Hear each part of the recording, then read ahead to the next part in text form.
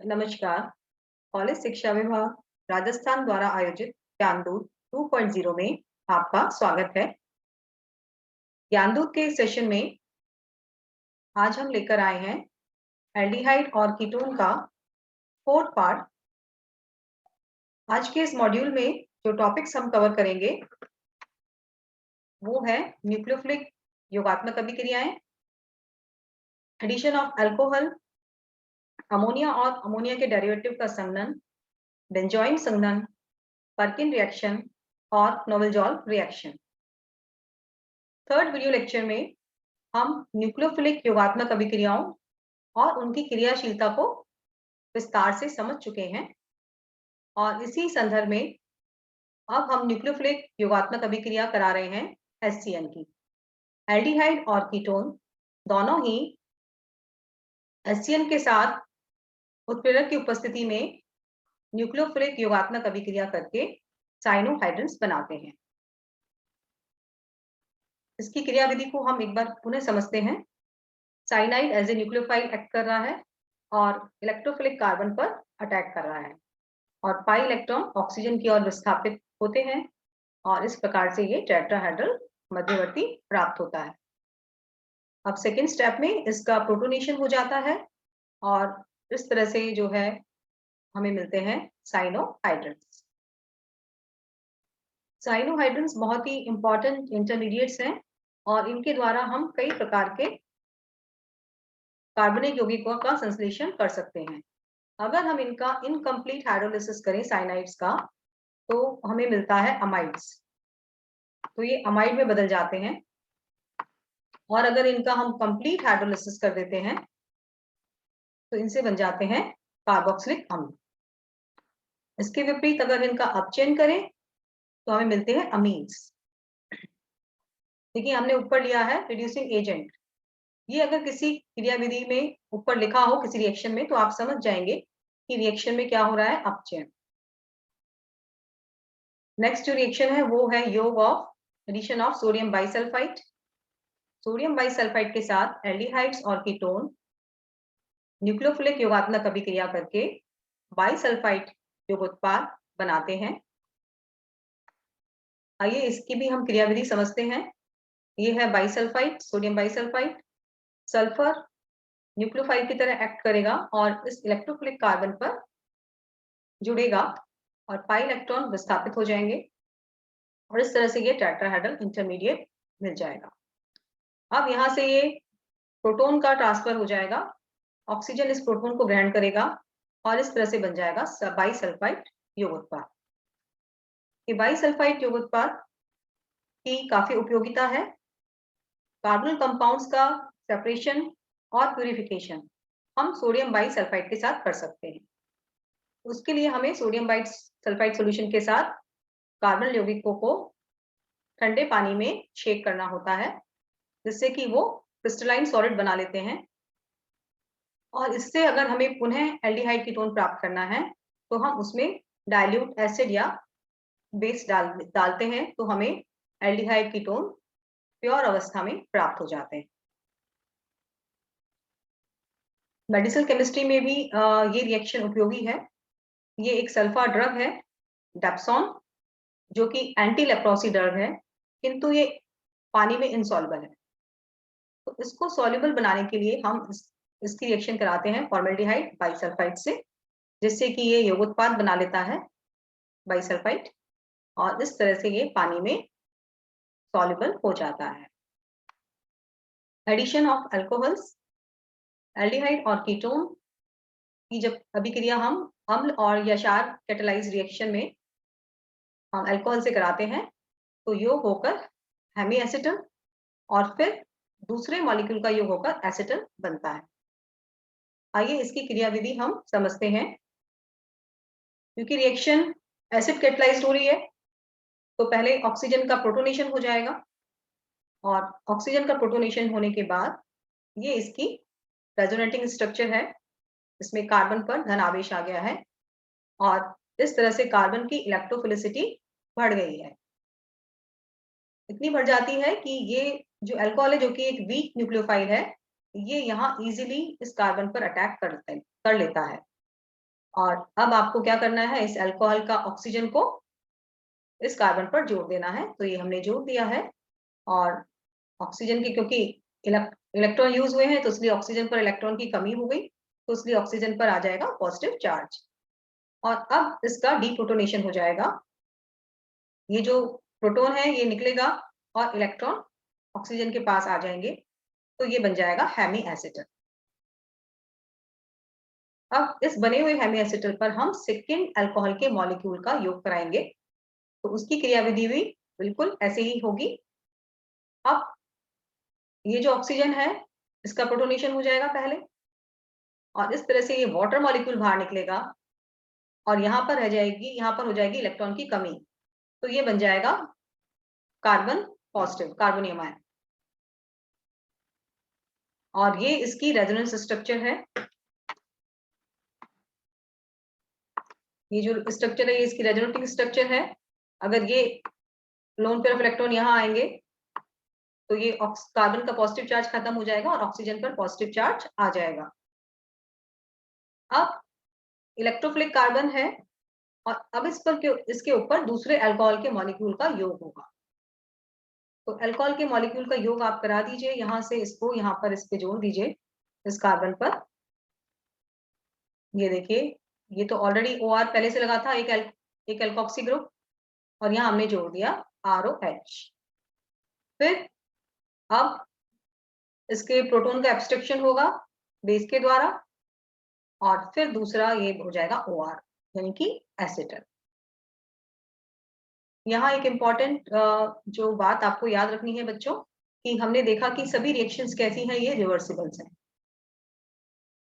अगर हमें एसिटल बनाना है यानी कि इक्विलिब्रियम को राइट दिशा में शिफ्ट करना है, तो हम यहाँ पर थोड़ा सा गैसियस HCl ऐड कर देते हैं, जिससे कि रिएक्शन का इक्विलिब्रियम राइट डायरेक्शन में शिफ्ट हो जाता है। और ये जो एसिटल्स हैं, अगर इनका हम अम्लीय माध्यम में जल अपघटन करते हैं तो इनका हाइड्रोलिसिस हो जाएगा, और ये क्या बना लेंगे वापस से एल्डिहाइड और कीटोन। इस तरह से हम इनको प्रोटेक्शन के रूप में भी यूज करते हैं। हम एल्डिहाइड कीटोन का प्रोटेक्शन कर लेते हैं एसिटल बनाकर, और जब हम इनका हाइड्रोलिसिस कर देते हैं अम्लीय माध्यम में, तो वापस से हमें क्या मिल जाता है, कीटोन या एल्डिहाइड। तो जब एक ही कार्बन पर दो OR ग्रुप लगे होते हैं, एल्कोक्सी ग्रुप लगे होते हैं, तो उसे हम कहते हैं एसिटल्स। अगर हम एल्डिहाइड या कीटोन्स की रिएक्शन डायोल से कराते हैं, 1,2 डायोल से, तो ये बनाते हैं साइक्लिक एसिटल्स और कीटल्स। यहाँ पर ये अभिक्रिया किस तरह से होगी, ये है डायोल और ये है कार्बोनिल ग्रुप, तो इस तरह से वाटर बाहर निकलेगा और ये बन जाएंगे चक्रीय एसिटल्स। और चक्रीय एसिटल्स 5 मेंबर हैं, इनकी स्टेबिलिटी ज्यादा होती है, और अगर हम जलीय माध्यम में अपघटन करें, जलीय माध्यम में, तो हमें क्या मिलते हैं इससे वापस से एल्डिहाइड कीटोन और डायोल, यानी कि ये हाइड्रोलिसिस हो जाते हैं, इनका हाइड्रोलिसिस हो जाता है, इस तरह से ये बॉन्ड टूट जाता है। किंतु ये जो एसिटल्स बनते हैं ये बेसिक मीडियम में स्टेबल होते हैं। अगर हम क्षारीय माध्यम में रिएक्शन करेंगे तो कोई रिएक्शन यानी कि बॉन्ड नहीं टूटेगा, तो इसीलिए हम इनको यूज करते हैं as a protection of carbonyl group. Carbonyl यौगिकों की रक्षा करने के लिए भी हम इसका यूज करते हैं। देखिए इसको हम समझते हैं कैसे। ये एक यौगिक है जिसमें कि दो क्रियात्मक समूह है, एक है ये एल्डिहाइड और एक है ये एस्टर। एल्डिहाइड की क्रियाशीलता एस्टर की तुलना में अधिक है अगर हम अपचयन वाली अभिक्रिया कराते हैं। इस यौगिक का हम अपचयन कराएंगे तो एस्टर का भी अपचयन हो जाएगा और एल्डिहाइड का भी हो जाएगा। और एल्डिहाइड की क्रियाशीलता एस्टर की तुलना में ज्यादा है, जबकि हमें प्रोडक्ट बनाना है ये, इसमें सिर्फ एस्टर रिड्यूस हुआ है। अब हम क्या करेंगे, इसलिए हम एल्डिहाइड ग्रुप को प्रोटेक्ट करेंगे, एसिटल बना लेंगे उसका। हमने एसिटल बना लिया, और अब जो भी हमें रिएक्शन करानी है हम वो करा देंगे। यहाँ हमने अपचयन कराया और अपचयन से एस्टर चेंज हो गया अल्कोहलिक ग्रुप में, और अब ये जो एसिटल था इसको हमने हटा दिया, इसके लिए हमने अम्लीय माध्यम में हाइड्रोलिसिस किया, तो वापस से हमें क्या मिल जाएगा, एल्डिहाइड। तो इस तरह से एसिटल्स का यूज होता है कार्बोनिल समूह के रक्षण में, यानी कि प्रोटेक्शन। एक और एग्जांपल हम लेते हैं, ये साइक्लिक एस्टर है और ये यहाँ पर है कीटो ग्रुप। हम जो बनाना चाह रहे हैं, हम क्या प्रोडक्ट बनाना चाह रहे हैं, ये अल्कोहल, ये प्राइमरी अल्कोहल है, साइक्लोपेंटेनॉन है, तो हमें बनाना है अल्कोहल। इसमें हमने देखा कि कीटो ग्रुप हमारा प्रोटेक्टेड है, इसकी अभिक्रिया नहीं हुई है, तो एस्टर से हम अल्कोहल बनाते हैं रिडक्शन से। अगर हमने सीधा रिडक्शन कराया तो कीटोन भी रिड्यूस हो जाएगा अल्कोहल में, इसलिए इसको हम क्या करेंगे, प्रोटेक्ट कर देंगे। तो पहले हम इस रिएक्टेंट की रिएक्शन कराएंगे डायोल से, जिससे बन जाएगा एसिटल, और इस एसिटल बनने के बाद अब हम अपचयन कराएंगे, तो एस्टर का अपचयन हो जाएगा, एस्टर का अपचयन हो जाएगा, यहाँ पर ये O आएगा, एस्टर का अपचयन हो जाएगा अल्कोहल में, और अब इस एसिटल को हटा देंगे हम अम्लीय हाइड्रोलिसिस के द्वारा, तो वापस हमारे पास क्या आ जाएगा, कीटोनिक ग्रुप। तो ये बहुत इंपॉर्टेंट रिएक्शन है एग्जाम पॉइंट ऑफ व्यू से, कि किस प्रकार से एसिटल के द्वारा हम एल्डिहाइड कीटोन का प्रोटेक्शन और डी प्रोटेक्शन करते हैं। साइक्लिक हेवी एसिटल्स देखिए कैसे बनते हैं, ये भी बहुत इंपॉर्टेंट है। इसमें आप इस मॉलिक्यूल को देखें तो इसमें दोनों फंक्शनल ग्रुप हैं, अल्कोहलिक ग्रुप भी है और एल्डिहाइडिक ग्रुप भी है। तो यहाँ पर जो रिएक्शन होगी वो इंट्रामॉलिक्यूलर होगी, ये अल्कोहल का यानी कि ये nucleophile as a nucleophile act करेगा, और ये यहाँ पर पॉजिटिव कार्बन पर, इलेक्ट्रोफिलिक कार्बन पर अटैक करेगा, और ये इलेक्ट्रॉन जब यहाँ जाएंगे तो ऑक्सीजन पर हो जाएगा नेगेटिव चार्ज। तो ये आपको मिलेगी 5 मेंबर रिंग, 1 2 3 4, 4 तो कार्बन हो गए, और इस वाले कार्बन पर ये हो जाएगा O, जिसका प्रोटोनेशन हो जाएगा, तो ये हो जाएगा OH, ये H ऑलरेडी यहाँ पर था, और ये जो ऑक्सीजन था ये किस में आ गया, रिंग में। तो इस तरह से ये बन गया साइक्लिक हेमी एसिटल्स, और ये साइक्लिक हेमी एसिटल की तुलना में ज्यादा स्टेबल होते हैं, इनको हम सेपरेट कर सकते हैं क्योंकि इनका इक्विलिब्रियम कांस्टेंट भी ज्यादा होता है, यानी कि ये रिएक्शन इस डायरेक्शन में शिफ्ट हो जाएगी। तो ये शुगर्स के लिए ये बायोलॉजिकली बहुत इंपॉर्टेंट है, ये साइक्लिक हेमी एसिटल्स, ये शुगर है ग्लूकोज, और इसमें भी ये एल्डिहाइडिक ग्रुप है और अल्कोहलिक ग्रुप है।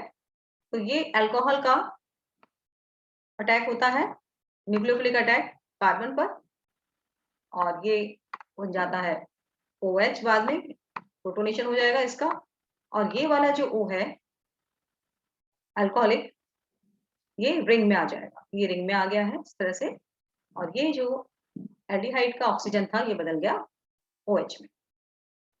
तो इस तरह से ये चक्रीय हेमी एसिटल बना लेते हैं शुगर्स, 5 मेंबर और 6 मेंबर। नेक्स्ट रिएक्शन है और reaction of aldehyde ketone with ammonia derivatives. तो अमोनिया डेरिवेटिव्स में जो रिएक्शन, जो बेसिक रिएक्शन होती है वो इस प्रकार से होती है कि जो CO है उसका ऑक्सीजन और अमोनिया डेरिवेटिव में H2 ये मिलकर पानी निकाल लेते हैं, और इस तरह से बन जाता है ये C डबल बॉन्ड NZ, इमीन्स, जो भी Z होगा उसका नाम हम बोल देंगे, इनको हम शिफ्ट बेस भी कहते हैं। तो इस तरह से ये अलग अलग रीजेंट, जिसमें कि ये हमने इसको Z है, ये Z यहाँ पर H है, यहाँ R है प्राइमरी अमीन, ये हाइड्रोक्सिल अमीन, हाइड्रोजीन, फेनिल हाइड्रोजीन, सेमी कार्बोजाइड, और 2,4 डाइनाइट्रो फेनिल हाइड्रोजीन। तो हमें सिर्फ ये वाटर, इसका H2 लेना है और इसका ऑक्सीजन, और रिमेनिंग पार्ट को डबल बॉन्ड करके जोड़ देना है। तो ये इस तरह से हम प्रोडक्ट इजीली बना देंगे, जल के अणु का निष्कासन होगा, इसलिए ये रिएक्शन है समनन अभिक्रिया। आइए इसकी क्रियाविधि हम देखते हैं।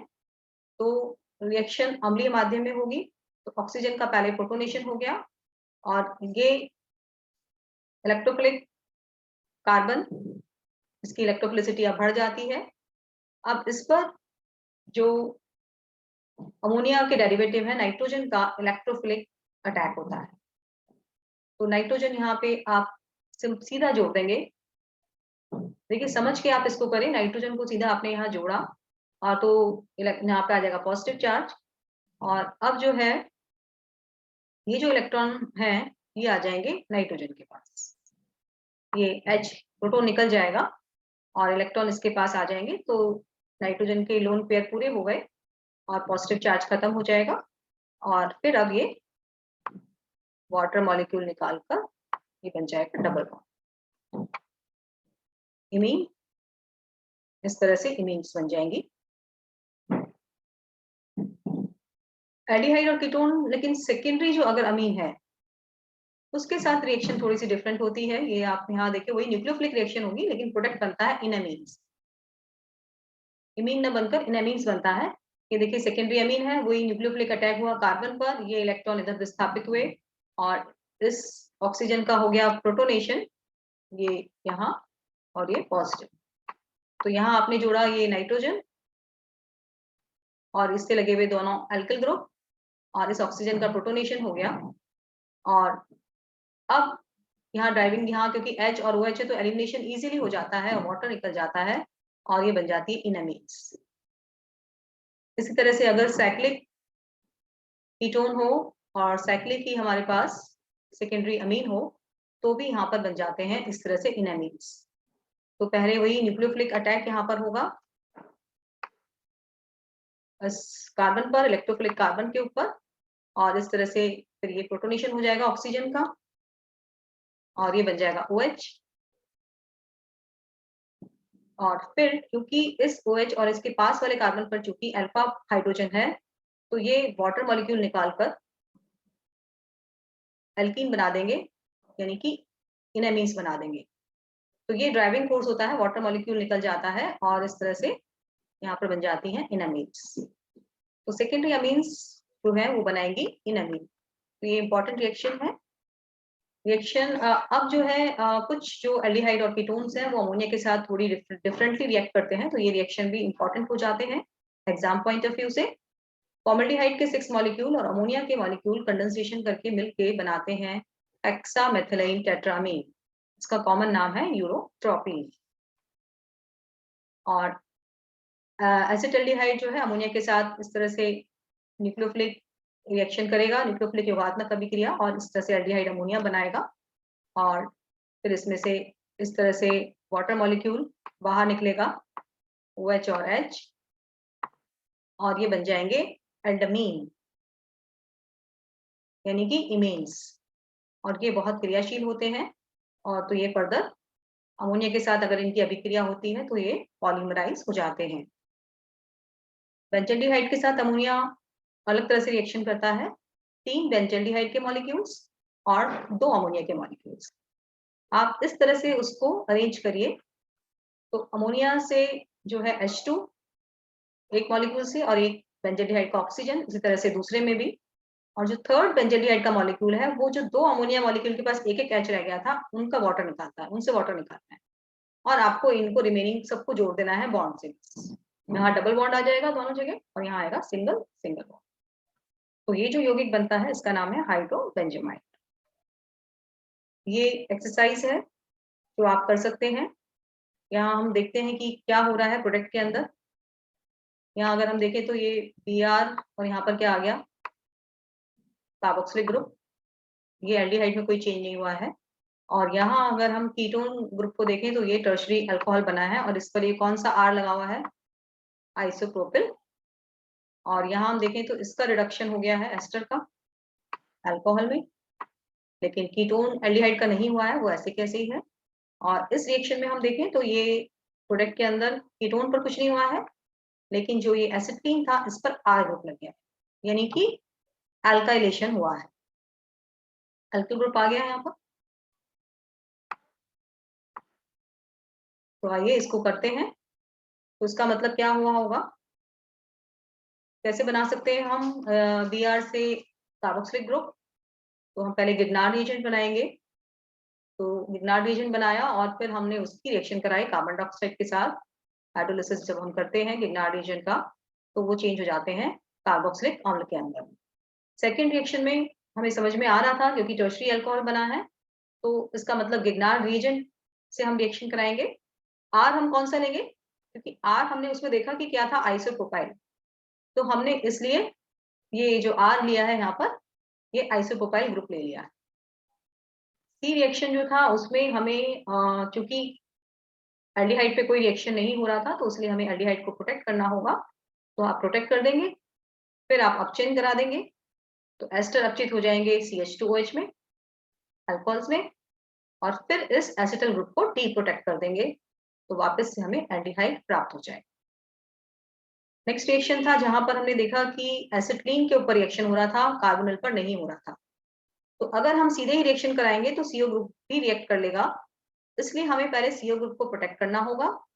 उसके बाद हम सोडा अमाइड से रिएक्शन कराएंगे, जिससे क्या बन जाएगा, प्रोटोन, यहाँ से एसिटिलीन से प्रोटोन निकल जाएगा, ये जो यहाँ पर था एंड पर टर्मिनल H निकल जाएगा और एसिटलाइट आयन बन जाएगा। और फिर हमें मालूम है कि जो भी हमें R चाहिए अल्काइलेशन के लिए, हम वो एल्किल हैलाइड के थ्रू लाते हैं। तो यहाँ हम ले रहे हैं प्रोपेन आयोडाइड, तो ये प्रोपिल ग्रुप यहाँ पर आ जाएगा, और अब हम इसको हटा देंगे प्रोटेक्शन जो हमने किया था, और तो हमें वापस से क्या आ जाएगा यहाँ पर, कीटोन ग्रुप। तो इस तरह से अगर हम रिएक्शंस को समझेंगे तो हम निश्चित रूप से इस टाइप की प्रॉब्लम्स को सॉर्ट आउट कर सकते हैं। नेक्स्ट रिएक्शन है बेंजोइन कंडेंसेशन। देखिए इसके नाम में ही इसका रिएजेंट और रिएक्टेंट छुपा हुआ है। बेंज मतलब benzaldehyde, O means ethanoic, N means, आपको याद करने का मैं एक फॉर्मूला बता रही हूँ, साइनाइड। तो इस तरह से आप इसके नाम से इसके रिएजेंट और रिएक्टेंट को निकालेंगे, तो जब ये एरोमेटिक एल्डिहाइड को रिफ्लेक्स करते हैं हम इथेनॉइक केसियन के साथ, तो ये बनाते हैं बेंजोइन। तो इस प्रोडक्ट, ये रिएक्शन है न्यूक्लियोफिलिक योगात्मक अभिक्रिया। तो यहाँ अगर हम देख रहे हैं तो ये एक नया बॉन्ड यहाँ बना है, एक CO इस कार्बन का, दूसरे एल्डिहाइड का कार्बन CO वाला, इन दोनों के बीच में नया बॉन्ड बन गया है। तो दोनों CO को आप जोड़ दीजिए कार्बन कार्बन को, और एक तो CO ऐसे ही रहेगा और दूसरा CO बदल जाएगा OH। आइए इसकी क्रियाविधि हम देखते हैं। तो सबसे पहले जो बेंजल्डिहाइड है उस पर न्यूक्लियोफिलिक अटैक होगा इलेक्ट्रोफिलिक कार्बन पर, पाई इलेक्ट्रॉन यहाँ विस्थापित हुए, तो ये जो चीज ये हो गया योग। अब प्रोटॉन का ट्रांसफर होगा, ये देखिए ये इलेक्ट्रॉन यहाँ, इसके इलेक्ट्रॉन यहाँ जाएंगे, और यहाँ इस वाले ऑक्सीजन का जो है वो हो जाएगा प्रोटोनेशन। तो यहाँ से ये प्रोटॉन निकल जाएगा, और अब ये बन गया हमारे पास कार्बन आयन। और ये जो कार्बन आयन बना है ये अनुनाद के द्वारा स्थायी हो जाता है। इस प्रकार से अनुनाद आप कर ही सकते हैं, किंतु फिर भी मैं बता देती हूँ, ये अगर ये इलेक्ट्रॉन्स जो है यहाँ चले जाएं और यहाँ C ट्रिपल बॉन्ड के पाई इलेक्ट्रॉन नाइट्रोजन पे जाएंगे, तो ये बन जाएगा नाइट्राइल, ये इस तरह से आयन, इस तरह से ये कार्बन आयन स्टेबलाइज हो जाता है। और अब ये क्या बन गया, कार्बन आयन किसकी तरह एक्ट करेगा, न्यूक्लियोफाइल की तरह एक्ट करेगा। तो जो फर्स्ट मॉलिक्यूल था बेंजल्डिहाइड का, उससे हमें मिला कार्बन आयन यानी कि न्यूक्लियोफाइल। अब जो सेकंड मॉलिक्यूल है बेंजल्डिहाइड, उसकी अब ये सेकंड मॉलिक्यूल अवेलेबल है रिएक्शन में, तो अब ये न्यूक्लियोफाइल अटैक होता है इसका, इस कार्बन पर, इलेक्ट्रोफिलिक कार्बन पर न्यूक्लियोफिलिक अटैक होगा, और इस तरह से ये टेट्राहेड्रल इंटरमीडिएट वापस से बन गया। देखिए रेड से हमारा सेकंड मॉलिक्यूल है बेंजल्डिहाइड का, इसके कार्बन पर आपको ये ब्लैक वाला कार्बन जो आपको दिख रहा है इसको आपने जोड़ दिया, क्योंकि ये न्यूक्लियोफाइल है। अब फिर प्रोटॉन ट्रांसफर होगा, और ये आप जो देख रहे हैं प्रोटॉन ये ट्रांसफर हो गया, तो ये बदल गया OH में।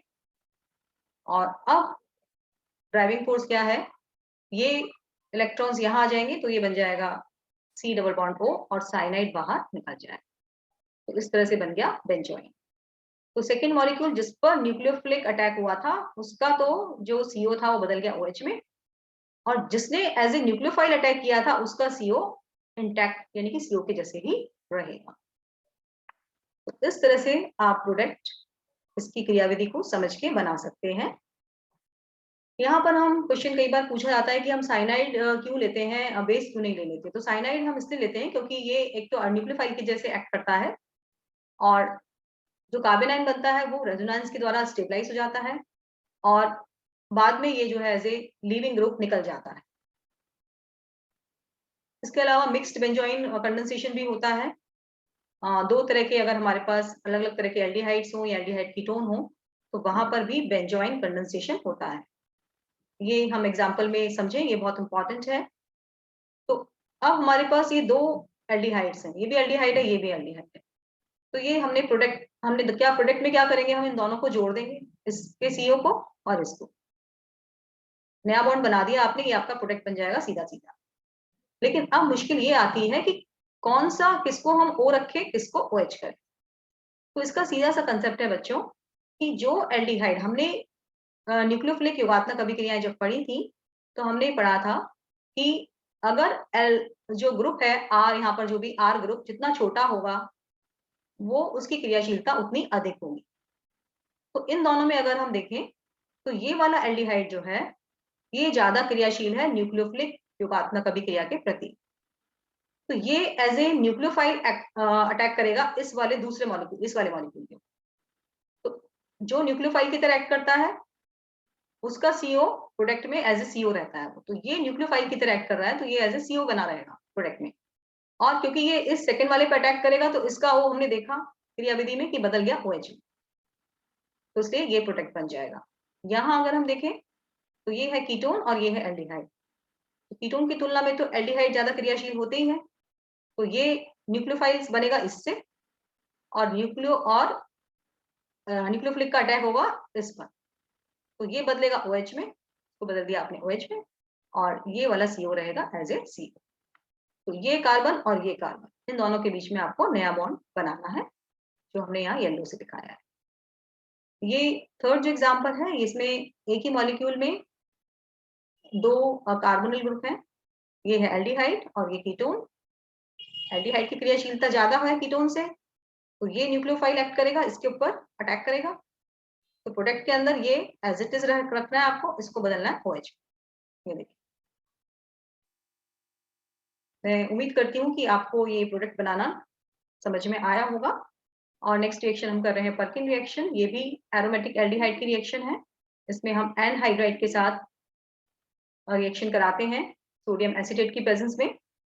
तो हमारे पास इस तरह से सिनेमिक एसिड्स बनते हैं।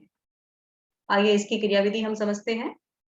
सोडियम एसीटेट का फर्स्ट स्टेप में आयनाइजेशन होगा और ये एज ए बेस काम करेगा, CH3CO। और ये है एसिटिक एनहाइड्राइड, तो ये है अल्फा हाइड्रोजन, जो दो की थोड़े से अम्लीय होते हैं। तो ये base as a base act करेगा और इसका डीप्रोटोनेशन करेगा, यानी कि यहाँ से एक प्रोटोन हटा देगा और इससे हमें मिलेगा ये कार्बन आयन। और कार्बन आयन अब कैसे एक्ट करेगा, एज ए न्यूक्लियोफाइल। तो अब ये बेंजल्डिहाइड पर न्यूक्लियोफिलिक अटैक करेगा, ये इलेक्ट्रोफिलिक कार्बन पर अटैक किया और ये इलेक्ट्रॉन मूव कर दिए,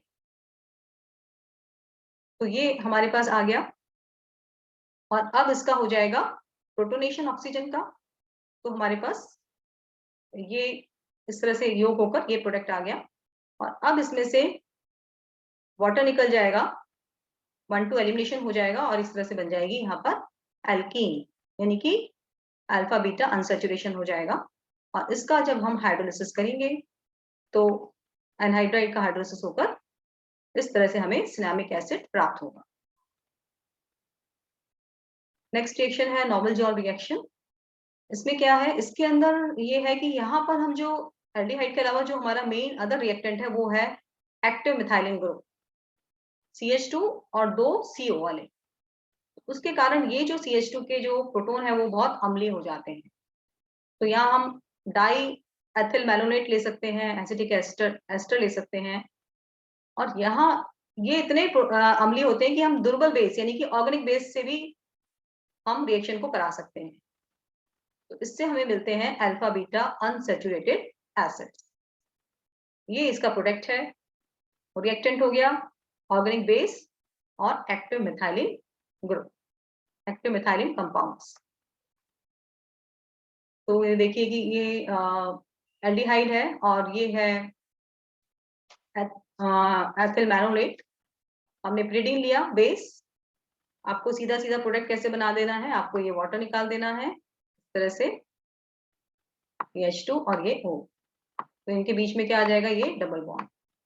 तो इस तरह से ये अल्फा बीटा एस्टर्स आपको मिल जाएंगे, डाई एस्टर्स।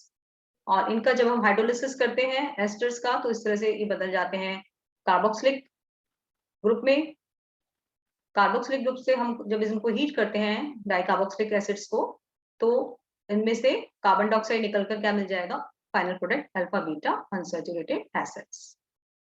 अगर आप एल्डिहाइड की रिएक्शन कराएंगे इसी तरह से, तो एल्डिहाइड से जो फाइनल प्रोडक्ट मिलता है वो है प्रोटोनिक एसिड। अब इस रिएक्शन का एक ये है कि अगर हमने एक्सेस में एथिल मैनोलेट ले लिया, ये है एथिल मैनोलेट, अगर ये हमने अधिक मात्रा में ले लिया तो ये जो हमें प्रोडक्ट मिला,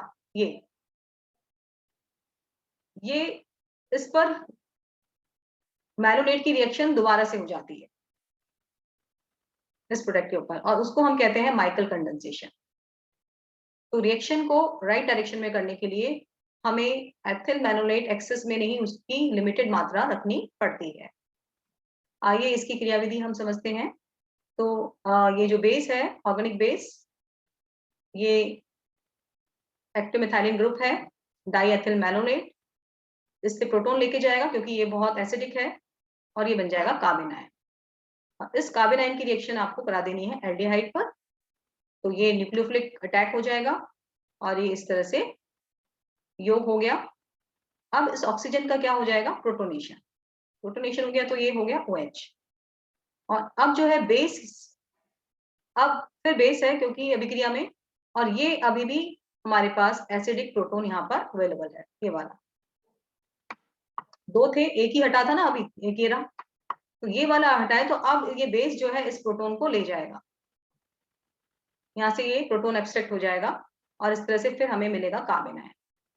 और ये अब स्टेबलाइज होगा इस तरह से, ये इलेक्ट्रॉन यहाँ आएंगे तो यहाँ बनेगा पाई बॉन्ड, और ये इस तरह से OH बाहर निकल जाएगा, बेस बाहर निकल जाएगा, और इस तरह से ये मिलेगा हमें अल्फा बीटा अनसैचुरेटेड एस्टर्स, जिसका फिर हम हाइड्रोलिसिस करके और फिर हीट करके हम इससे अल्फा बीटा अनसैचुरेटेड एसिड प्राप्त करेंगे। तो आज के लिए इतना ही। आपकी कोई भी प्रॉब्लम हो आप क्वेश्चन पूछ सकते हैं। नेक्स्ट वीडियो लेक्चर में हम रिमेनिंग नेम रिएक्शंस पढ़ेंगे। Thank you.